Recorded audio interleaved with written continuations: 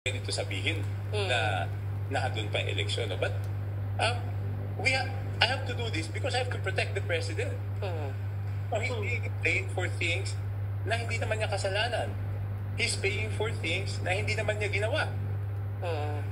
But on the downside, sir, you understand that this will also make him look like he does not have control over the whole system, the whole machinery. No, that's why I'm speaking out now because no one is speaking out. You know, we were put in a situation, nalagay kami sa sitwasyon na eleksyon di ba? Hindi naman po pwedeng palabasin.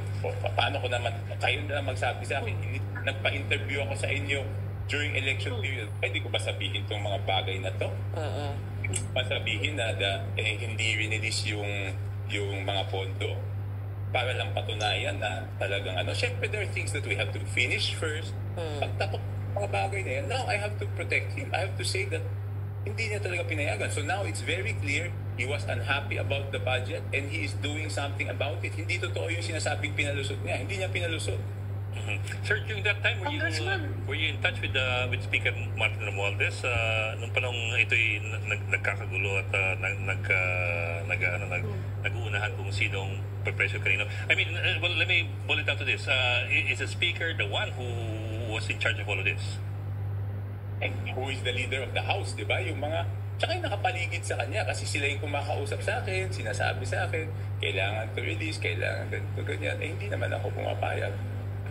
How would Congressman, nabanggit niyo na rin lang yung leadership Hindi lang si President Marcos ang tinamaan dito.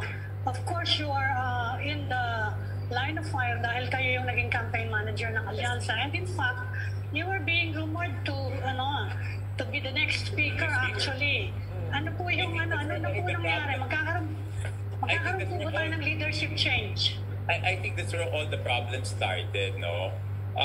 Early November, nung nagkakagulo-gulo sa budget, ang pinagdududahan nila ako, no? There was one time, yes. I was happy Speaker Romualdez. Sinabi ko sa kanya at that time, Speaker, wala akong kinausap na congressman, walang kumausap na congressman sa akin, no? And he had so many theories, no? Meron pa siyang kung ano-anong theory na yung iba nun, wala akong telephone number ng mga taong yon, no? And then, nung nangyari ito ngayon, ako na naman yung pinagdududahan nila, di ba? Na kaya kung titignan mo naman, alam ko naman sino yung mga nagpo-post sa social media, mga naman nila yun, di ba? Kilala ko yung iba pa nga, doon ko pa nga nakilala sa bahay niya so paano ko naman hindi malalaman na hindi ako yung pinupunteriya nila dito, di ba? So, okay. Ako naman, I'm very transparent.